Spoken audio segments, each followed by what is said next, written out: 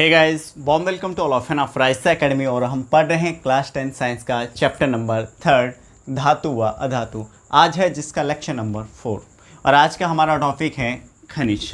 अच्छा, इस टॉपिक को पढ़ने से पहले हम बात कर लेते हैं थोड़ी जो पिछले लेक्चर हैं उनके बारे में। अगर आपने वो लेक्चर अभी तक नहीं देखे हैं तो आपको उनका लिंक जो है डिस्क्रिप्शन बॉक्स में दे रखा है, सीधे जाइए और पहले देखिए, क्योंकि आपको ये कुछ चीज़ें ऐसी होंगी जो आपने पहले देख रखें तभी इसमें समझ आएंगी। ठीक है, आगे का तो आते हैं अपने टॉपिक पे। खनिज। खनिज क्या है? देखो, खनिज हमें बहुत सारी धातुएं मिलती हैं। हम देखते हैं हमारे आसपास लोहा है, सोना, चांदी, तांबा, ये सब किससे मिलते हैं? ये सब हमें पृथ्वी से ही तो मिलते हैं। आपको पता चलता है वहाँ पे भाई ऐसे ऐसे वहाँ पे खान मिली है सोने की, अब हमारा देश पे बहुत सोना हो जाएगा और अर्थव्यवस्था भी बहुत अच्छी हो जाएगी। ठीक है, तो सोना मिलता है और भी बहुत सारी धातुएं हैं जो लोहा में आसपास सब कुछ दिख रहा है। ये सब किससे मिलते हैं? पृथ्वी की भूपर्पटी से हमें मिलते हैं। ठीक है, इनको हम कृत्रिम रूप से नहीं बनाते हैं। तो खनिज के डेफिनेशन पे आ जाते हैं अब। ठीक, अब पृथ्वी की भूपर्पटी में, ठीक है ध्यान से सुनना, पृथ्वी की भूपर्पटी में प्राकृतिक रूप से पाए जाने वाले तत्वों या यौगिकों को हम क्या कहते हैं? खनिज कहते हैं। क्लियर? पृथ्वी की भूपर्पटी में प्राकृतिक रूप से पाए जाने वाले तत्वों या यौगिकों को हम खनिज कहते हैं। क्लियर? तो खनिज हमारा क्लियर है। इसके बाद अगला टॉपिक हम लेते हैं अयस्क। ठीक, और यहां मैं लिख लेता हूं खनिज। आप सोच रहे होंगे इधर भी लिखा है, सर ने इधर भी लिख दिया, तो इसका रीज़न है देखो लिखने का, आपको मैं अच्छे से भी समझाता हूँ। देखो, जो भी खनिज होते हैं, ठीक है, अब खनिज भी क्या है भाई, उनमें तत्व यौगिक ही तो मिल रहे हैं हमें। ठीक, अब उनमें खनिजों में कोई ऐसी, हम कहीं खुदाई कर रहे हैं, कोई ऐसी जगह मिल गई जहाँ पर कोई एक विशेष धातु, ठीक है, या फिर कोई धातु एक बहुत मात्रा में है या विशेष मात्रा में वहाँ पे उपस्थित है, यानी काफ़ी मात्रा में कोई धातु वहाँ पर है, और उसको प्राप्त करना क्या है? बहुत आसान है। क्या है? बहुत आसान है। ठीक, और लाभकारी भी है हमारे लिए। ठीक, तो उसको हम क्या कहेंगे? अयस्क कहेंगे। क्या कहेंगे डियर स्टूडेंट? अयस्क। ठीक है, तो जो खनिज हैं वही क्या होते हैं? अयस्क होते हैं। ठीक, खनिज ही क्या है? अयस्क। लेकिन एक चीज़ आपको ध्यान में रखना है, जो अयस्क हैं वो सभी अयस्क क्या होते हैं? खनिज होते हैं। लेकिन सभी खनिज अयस्क नहीं होते हैं, क्योंकि सभी खनिजों में कोई विशेष धातु या कोई धातु विशेष मात्रा में नहीं पाई जाती है। समझ गए? विशेष मात्रा में आप कह लो, मतलब बहुत अधिक मात्रा में नहीं पाई जाती, जिसको प्राप्त करना बहुत आसान और हमारे लिए लाभकारी हो। ऐसा नहीं होता है हर जगह। ठीक है, अब आ जाते हैं अयस्क की प्रॉपर डेफिनेशन क्या लिखेंगे। अच्छा, जो भी डेफिनेशन मैं आपको देखो बोल भी रहा हूँ, साथ में हम यहाँ पे सो भी आपको करा दे रहे हैं, जिससे कि आप साथ के साथ नोट कर सकते हो। ठीक है, और लास्ट में जो हमारा वीडियो बनेगा इस चैप्टर का, लास्ट वीडियो, उसमें हम उसके डिस्क्रिप्शन में हम उसका PDF का आपको लिंक भी दे देंगे पूरे नोट्स का। ठीक है, तो अब अयस्क की डेफिनेशन की बात कर लेते हैं। देखो, कुछ स्थानों पर कोई विशेष धातु अधिक मात्रा में होती है, जिसे प्राप्त करना क्या होता है? बहुत ही आसान और लाभकारी होता है। समझ गए? उसको हम क्या कहते हैं? अयस्क कहते हैं। उसको क्या कहते हैं? अयस्क। क्लियर? अब बात करते हैं हम गैंग की। देखो, खनिज और अयस्क से हम धातु या यौगिक जो भी हम प्राप्त करते हैं, क्या उनमें अशुद्धियाँ नहीं होती होंगी? हाँ, बिल्कुल होती हैं। अब कहीं खुदाई कर रहे हैं, वहाँ पे कोई धातु मिल रही है, तो उसमें अयस्क देखो, आपका खनिज या अयस्क, ठीक है, दोनों से क्या आपको भी धातु मिलेगी। ठीक है, वो यौगिक के रूप में हो सकती है किसी की, या स्वतंत्र रूप में हो सकती है। जैसे सोना और चांदी हमें किस रूप में मिलते हैं? स्वतंत्र रूप में मिलते हैं ये हमें। ठीक है, तो स्वतंत्र रूप में भी हमें कोई धातु मिल सकती है, या फिर किसी यौगिक के रूप में भी मिल सकती है। समझे? ठीक, अब हम जब इनकी खुदाई करते हैं, जब निकालते हैं, तो इनसे जब शुद्ध धातु को शुद्ध अवस्था में प्राप्त करते हैं, तो इनमें हमें देखते हैं, इनमें अयस्क में या खनिज की हम बात कर लें, तो यहाँ पर हमें क्या मिलता है? मिट्टी व रेत मिलता है इनमें मिला हुआ। क्लियर? और ये क्या है, एक तरीके से अशुद्धि है। ठीक, तो इन्हीं अशुद्धियों को क्या कहते हैं, गैंग कहते हैं। यानी पृथ्वी से प्राप्त अयस्कों में मिट्टी कोमा रेत आदि जैसी कई अशुद्धियां हमें मिलती हैं, उनको ही हम क्या कहते हैं, गैंग कहते हैं। क्लियर? ठीक है, तो ये तीनों ही डेफिनेशन आपको याद रखनी है। बहुत ही इंपॉर्टेंट ये डेफिनेशन है, कई बार बोर्ड एग्जाम में ये डेफिनेशन आपकी आ चुकी हैं। क्लियर? नेक्स्ट टॉपिक है हमारा, अब ये जो धातुएं हमें मिल रही हैं, ठीक है, खनिज अयस्क के रूप में, जब ये हमें पृथ्वी से मिलती हैं तो हम इनका निष्कर्षण कैसे करते हैं। तो निष्कर्षण के लिए हमें सक्रियता श्रेणी की मदद लेनी होती है। किसकी? सक्रियता श्रेणी की मदद। तो इन धातुओं का निष्कर्षण जो होता है वो सक्रिय श्रेणी से हम बहुत अच्छे से समझ पाते हैं। अब धातुएं, आपको पता था जो सक्रियता श्रेणी में हमने क्या लिखा था, धातुओं को उनकी अभिक्रियाशीलता के आधार पर घटते हुए क्रम में ही तो लिखा था ना। यानी सबसे ऊपर क्या थी, अधिक अभिक्रियाशील धातु, फिर उससे कम अभिक्रियाशील, फिर उससे कम, ये हमारा चल रहा था क्रम।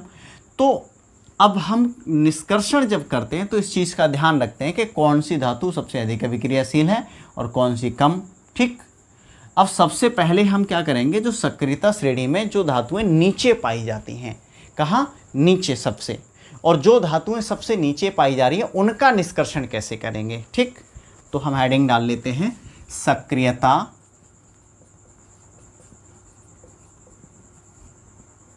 श्रेणी में सबसे नीचे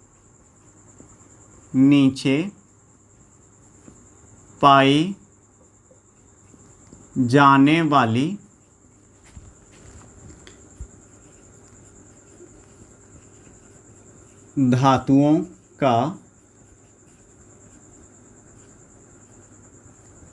धातुओं का निष्कर्षण। ठीक, सक्रियता श्रेणी में सबसे नीचे पाई जाने वाली धातुओं का निष्कर्षण। तो सक्रियता श्रेणी में सबसे नीचे हमारी कौन थी, सोना और चांदी। ये हमें स्वतंत्र अवस्था में मिलती है। क्वेश्चन ध्यान रखना, स्वतंत्र अवस्था में कौन सी धातुएं मिलती हैं, सोना और चांदी, नोट कर लो। ठीक, क्वेश्चन आ जाता है। अब यूपी बोर्ड में 20 ऑप्शन आने वाले हैं। ठीक है, तो भाई ऑप्शन जो हैं आपके कहाँ से बनते हैं, जब आप किताब पढ़ोगे तब ऑप्शन को बना पाओगे। आप रट्टा नहीं मार सकते कि किसी बुक में दे रखे उन ऑप्शंस को याद कर लो, केवल उन्हीं से आपके एग्जाम में आ जाएंगे। नहीं, एक एक लाइन को पढ़ना पड़ता है ऑप्शन को, अगर आपको सही करना है तो। ठीक, तो सक्रियता श्रेणी में सबसे नीचे पाई जाने वाली धातुओं का निष्कर्षण, सोना चांदी मिलती है, ये स्वतंत्र अवस्था में मिलती हैं। लेकिन और भी धातुएं जो सक्रियता श्रेणी में नीचे होती हैं, वो किस रूप में मिलती हैं, वो हमें मिलती हैं सल्फाइड अयस्क के रूप में। किस रूप में मिलती हैं, सल्फाइड अयस्क। समझे? ठीक है, अब सल्फाइड अयस्क में कौन कौन सी धातुएं हम ले लेते हैं। यहाँ पे एक ले लिया HgS और एक हो गया Cu2S। ठीक है, मर्क्यूरिक सल्फाइड, कॉपर सल्फाइड।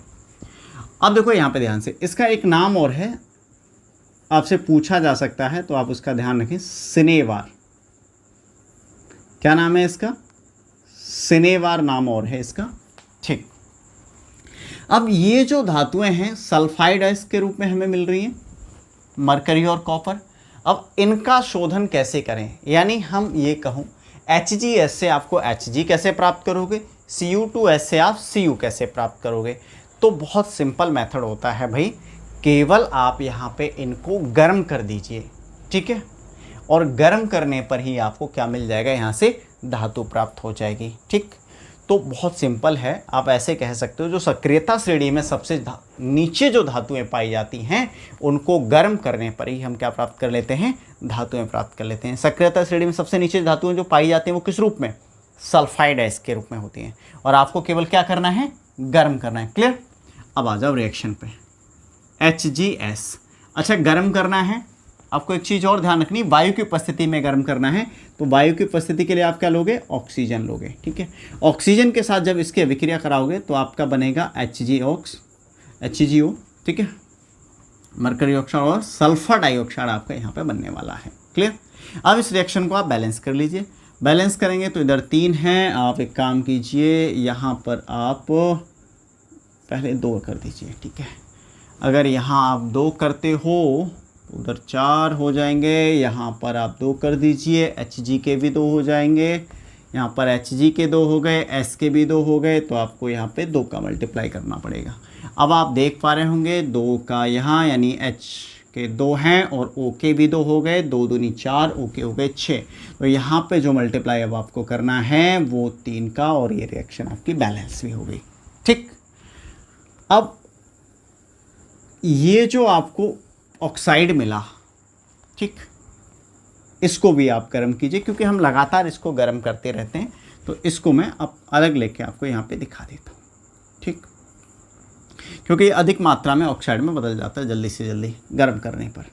और फिर और गर्म करते हैं तो आपको क्या मिल जाएगा, Hg प्लस O2, और यहाँ पे तो इस तरह से हमें पारा प्राप्त हुआ। केवल किसको गर्म किया हमने, HgS को, और हमें पारा मिल जाता है। यहाँ पे एक रिएक्शन और ले लेते हैं Cu2S वाली।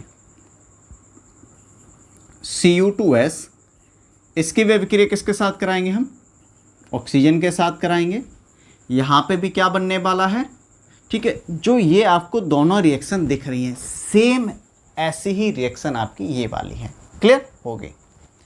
अब यहाँ पे भी Cu2O प्लस SO2, इसको भी बैलेंस करना है। यहाँ भी 3, यहाँ 2, यहाँ पे ये कर दीजिए आप। क्लियर। अब आपको एक काम करना है, ये जो रिएक्शन है आपकी, देखो Cu2S SO2 ओके कितने हैं इधर, 4, बैलेंस है, ठीक। अब हमें इसकी अभिक्रिया, फिर हम इसको, आपने क्या किया इसको गर्म, तो इसकी अभिक्रिया फिर होगी, ये भी गर्म होगा। अच्छा, यहाँ पे ये जो है बहुत जल्दी ये ऑक्साइड में नहीं बदलता है, कम मात्रा में बदलता है। ये किस में, कम मात्रा में बदलता है। और जब कम मात्रा में बदलता है तो फिर भाई हम क्या करते हैं, Cu2O और Cu2S को साथ में ले लेते हैं और हम इसको गर्म करें, क्योंकि हम गर्म तो यही कर रहे थे, हम इसको 2 अभिक्रियाओं में तोड़ के समझ रहे हैं बहुत अच्छे से, ठीक। अब सीधा सीधा हम लिख सकते थे, लेकिन यहाँ पे हम नहीं लिख रहे हैं, इसको 2 से समझेंगे तो ज़्यादा बेटर, क्योंकि इसको गर्म करने पे पहले ये बनेगा और फिर ये पहले से इसमें है ही है, तो ये दोनों आपस में अभिक्रिया करेंगे तब आपको कॉपर यहाँ पे मिल जाएगा। अब यहाँ पे एक काम करते हैं, हमें SO2 यहाँ पे बनेगा सल्फर डाइऑक्साइड, ये और ये मिलकर, तो यहाँ पे 2 का मल्टीप्लाई मैं कर देता हूँ, ठीक है। तो SO2 हो गया। अब यहाँ पे आप देखेंगे 2 कॉपर यहाँ पर है, 4 यहाँ पे, तो कॉपर के आपके मिलेंगे 6 परमाणु। तो इस तरह से आप इन रिएक्शन को समझ सकते हो, ठीक है। तो आपको पता चल गया होगा कि सक्रियता श्रेणी में जो सबसे नीचे धातुएं पाई जाती हैं उनका निष्कर्षण कैसे करते हैं। कैसे करते हैं, सिर्फ गर्म करते हैं, ठीक है, वायु की उपस्थिति में, और हमें क्या मिल जाता है, धातु मिल जाती है। अच्छा, इस विधि को कहते क्या है, इसको वर्जन भी कहते हैं, ठीक है। जब हम सल्फाइड एस को वायु की उपस्थिति में अधिक ताप पर गर्म करते हैं तो इस प्रक्रिया को क्या कहते हैं, भर्जन कहते हैं, और इस प्रक्रिया में हमें क्या मिलता है, ऑक्साइड मिलता है, ठीक। अब आ जाते हैं नेक्स्ट। अगला है सक्रियता श्रेणी के मध्य में पाई जाने वाली धातुओं का निष्कर्षण, क्योंकि हमने अभी कौन सी पढ़ी, नीचे पाई जाने वाली धातुओं का निष्कर्षण।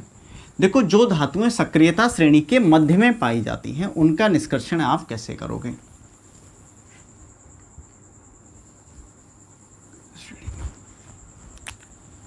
यहीं पे इसमें एडिट कर, सक्रियता श्रेणी के मध्य में पाई जाने वाली धातुओं का निष्कर्षण।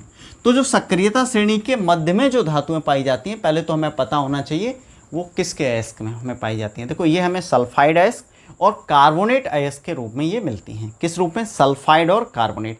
अच्छा, सल्फाइड से याद आया, भाई नीचे भी थी ना अभी, तो उनको आपने क्या किया था, गर्म किया था, तो वहाँ गर्म किया तो यहाँ भी गर्म करने से हो जाएगा, बिल्कुल सही बात है, ठीक। तो यहाँ पर 2 रूपों में मिलती हैं, एक सल्फाइड और एक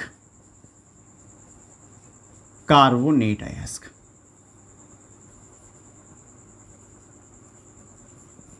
अब देखो ध्यान से समझो, जो धातुएं सल्फाइड अयस्क के रूप में मिलती हैं उनको आप क्या करोगे, वायु की उपस्थिति में गर्म कर दो।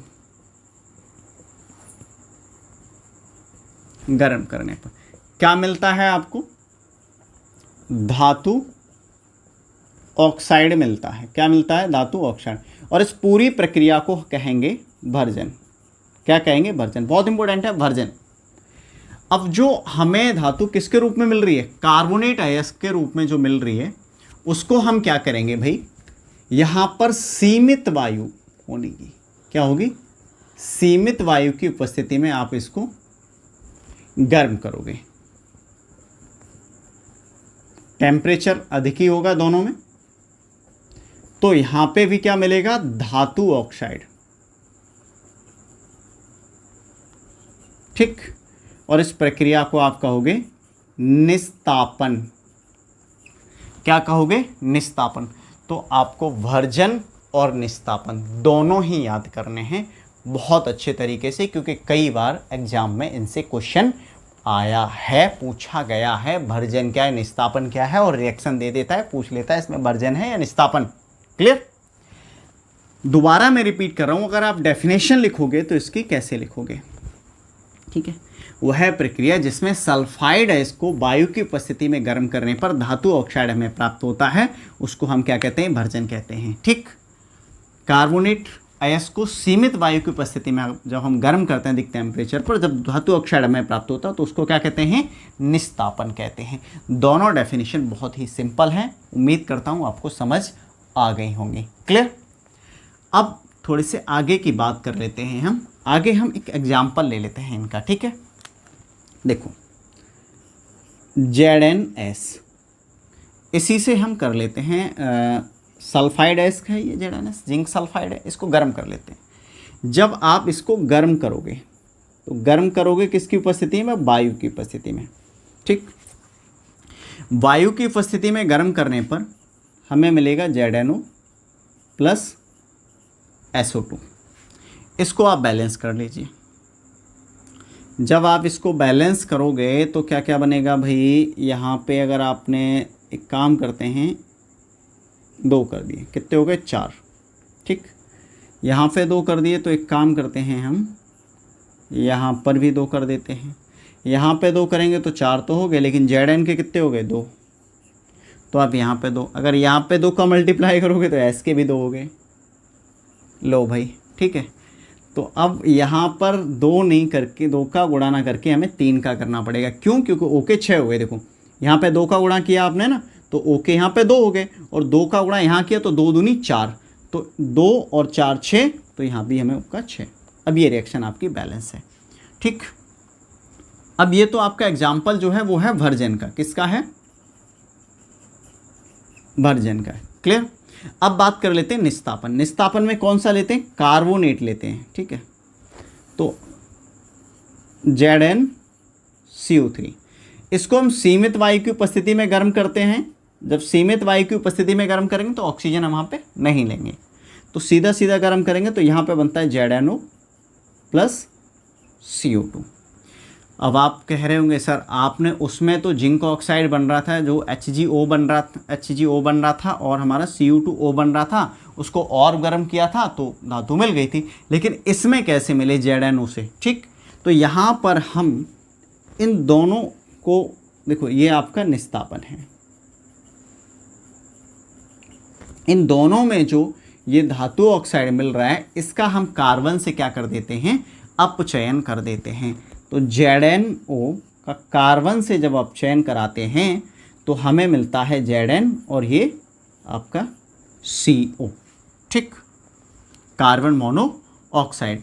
तो कार्बन से अपचयन कराने पर हमें धातु प्राप्त हो जाती है। तो अब हम सीख चुके हैं सक्रियता श्रेणी के मध्य में पाई जाने वाली धातुओं का निष्कर्षण। इसमें मोस्ट इम्पोर्टेंट जो आपके टॉपिक हैं, इसमें जो आ रहा है, एक तो भर्जन है और निस्तापन है।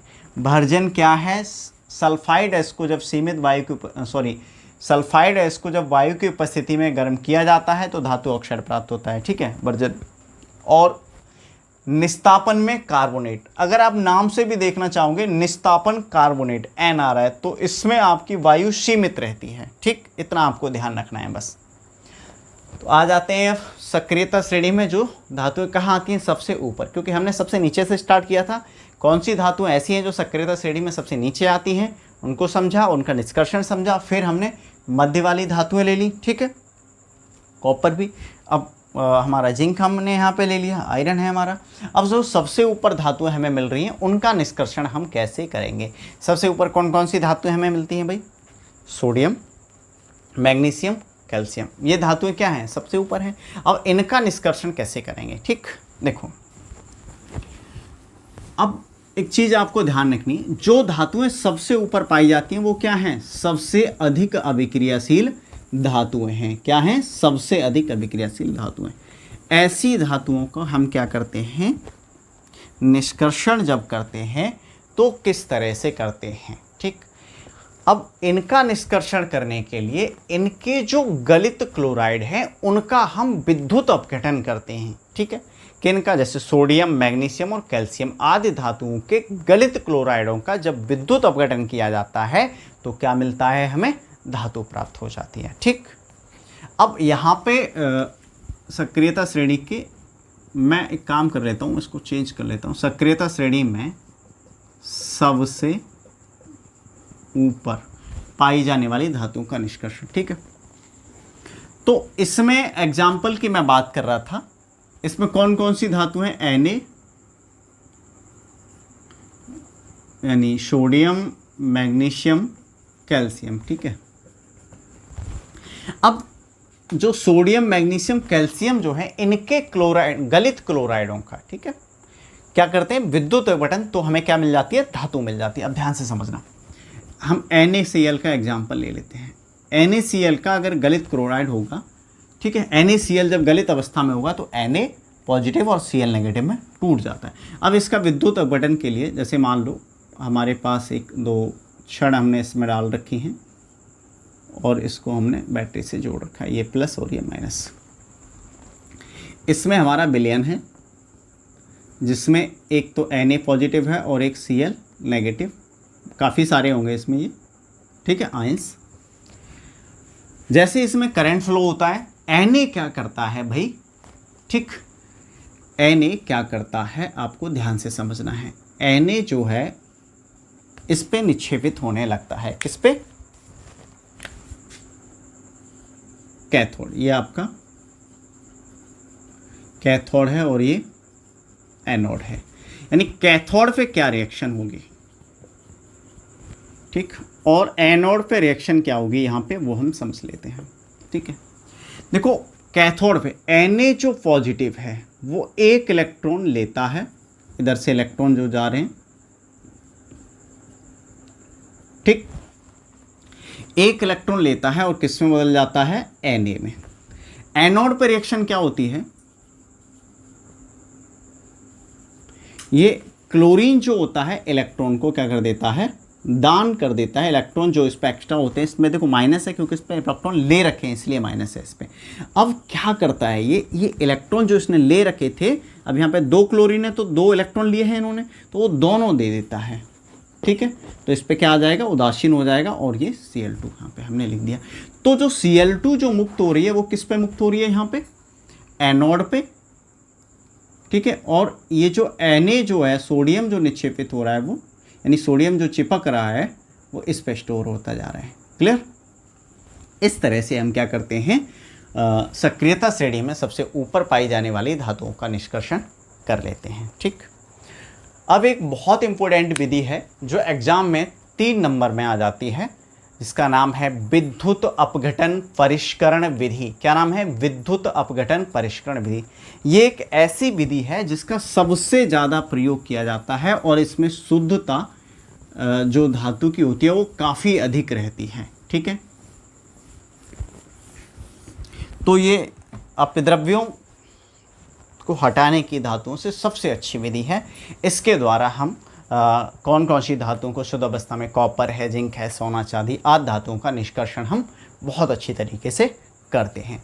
अब इसमें देखो हम क्या क्या करते हैं, पहले मैं नाम लिख लेता हूँ। विद्युत अपघटन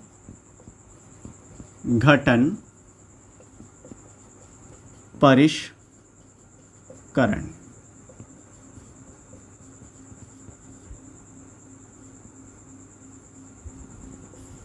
विधि। क्लियर। अब विद्युत अपघटन परिष्करण विधि में करते क्या है, ध्यान से समझो। अब इसमें हमने एक बीकर लिया, इसमें भी एनोड और कैथोड बनाते हैं, ठीक। अब हमें जिस धातु को शुद्ध अवस्था में प्राप्त करना है, ठीक, जिस धातु को शुद्ध अवस्था में प्राप्त करना है उसकी अशुद्ध धातु का क्या लेते हैं, उसी को हम अशुद्ध लेते हैं। जैसे हमने अयस्क हमें मिला किसी रूप में, तो वो अशुद्ध अवस्था में मिला है, उसका हम बनाते हैं एनोड, यानी अशुद्ध धातु की मोटी परत। हम ये हमारा धातु का क्या है, अशुद्ध धातु है, ठीक। ये इसको हम क्या बनाएंगे, एनोड बनाएंगे। और शुद्ध धातु की एक पतली परत लेते हैं ना, शुद्ध धातु, और इसको जो हम बनाएंगे वो कैथोड बनाएंगे। ये आपको ध्यान रखना है, प्लस माइनस।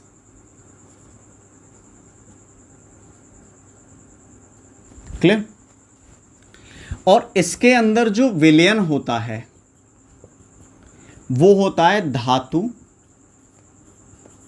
का लवण विलयन, जिसको कहते हैं विद्युत अपघट्य। क्या कहते हैं, विद्युत अपघट्य। ये इस पे क्वेश्चन भी आ जाता है भैया, ये ध्यान रखना आप, ठीक। एनोड किसको बनाते हैं विद्युत परिष्करण विधि में, अशुद्ध धातु को बनाते हैं। कैथोड किसको बनाते हैं, शुद्ध धातु को बनाते हैं। शुद्ध धातु की एक पतली सी छड़ लेते हैं। एनोड बनाते हैं तो अशुद्ध धातु की मोटी सी छड़ लेते हैं। और जो इसके अंदर वैद्युत अपघट्य होता है वो उसी धातु का लवण होता है जिसको हमें शुद्ध करना होता है। अब मान लो हमें कॉपर का निष्कर्षण करना है। किसका करना है, कॉपर का निष्कर्षण करना है।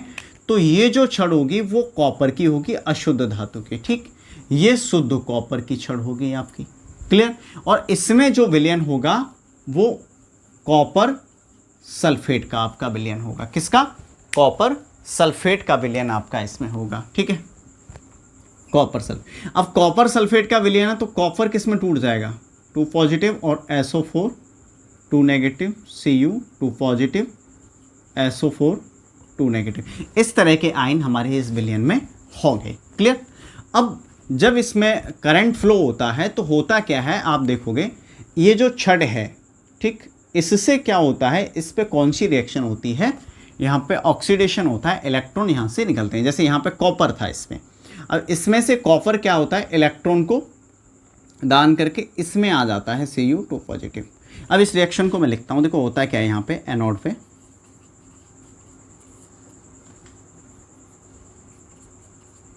यहाँ पे जो कॉपर है वो ये था, ये किस में बदल रहा है, ध्यान से समझना, Cu 2 पॉजिटिव और 2 इलेक्ट्रॉन इसने यहाँ पे दे दिए।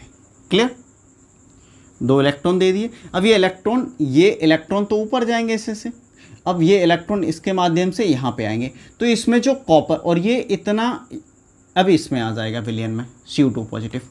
अब Cu2 पॉजिटिव जितना इस विलयन में मिला उतनी ही मात्रा में ये इस पे जाएगा, क्योंकि इस पे क्या आ रहे हैं, इलेक्ट्रॉन ऊपर से आ रहे हैं, ठीक। अब ये कैथोड पे रिएक्शन क्या होगी, Cu2 पॉजिटिव, इलेक्ट्रॉन आ रहे हैं यहाँ से, ये 2 इलेक्ट्रॉन लेगा और किस में बदल जाएगा, कॉपर में। किस में, कॉपर में। अब कॉपर जो होती है इस पे चिपकने लगती है और ये छड़ मोटी होने लगती है और ये क्या होने लगती है, पतली होने लगती है। यानी जितनी मात्रा में इससे कॉपर इसमें विलयन में मिलेगा Cu2 पॉजिटिव, उतनी ही मात्रा में कॉपर इस पे चिपकेगा। अच्छा, यहाँ पे जो अशुद्धियाँ होती हैं एनोड के नीचे वो जमा हो जाती हैं। इन अशुद्धियों को हम कहते हैं एनोड पंख। क्या कहते हैं, एनोड पंख, ठीक है। ये जो एनोड के नीचे अशुद्धियाँ जमा हो जाती हैं। उम्मीद करता हूँ आपको ये समझ आया होगा। बहुत अच्छा टॉपिक है, ठीक है। आप वीडियो को पॉज करके भी आराम से इधर से लिख सकते हैं, ठीक है। अब आगे देखते हैं। देखो, आपको जो भी टॉपिक हम पढ़ा रहे हैं उससे रिलेटेड डाउट है, आप कमेंट कर सकते हैं, ठीक है, कमेंट बॉक्स में जाके। तो उसके लिए हम आपको एक अलग से वीडियो बनाएंगे, तो सारे कमेंट्स, आपकी जो समस्याएं हैं कमेंटों वाली, उनको उस वीडियो में ले लेंगे। ठीक। अब नेक्स्ट टॉपिक है हमारा संचारण। अच्छा, संचारण हम पहले चैप्टर में पढ़ चुके हैं, नहीं पढ़ा है तो आप पहले चैप्टर का वीडियो देख लीजिए। देखो, जब हम किसी धातु को ऐसे ही खुला छोड़ देते हैं नम या आर्द्र वातावरण में, तो होता क्या है, वो धातु उस वायु से क्रिया करती है, जिसके कारण उस पर क्या होती है, जंग लग जाती है, यानी संचारित हो जाती है। क्लियर? संचारण। ओके, अब यहां पे बात कर लेते हैं संचारण से सुरक्षा कैसे करते हैं। देखो, संचारण हमने फर्स्ट चैप्टर में पढ़ा है, डेफिनेशन मैंने अभी भी बता दी और आप यहां से नोट भी कर सकते हो। क्लियर? अब संचारण से सुरक्षा कैसे करते हैं। देखो, आप कोई भी धातु, आप ग्रीस लगा दो उस पर, ठीक है, ऑयल उस पर लगा दो, पेंट कर दो, यशद लेपन वगैरह, ये जो प्रोसेस होते हैं, इसके द्वारा धातु को हम संचारण से बचा सकते हैं। ठीक है, अब आपके दिमाग में आ रहा होगा, सर यशद लेपन क्या होता है। बहुत अच्छा टॉपिक है, पेपर में आ भी जाता है। यशद, हाँ, यशद लेपन।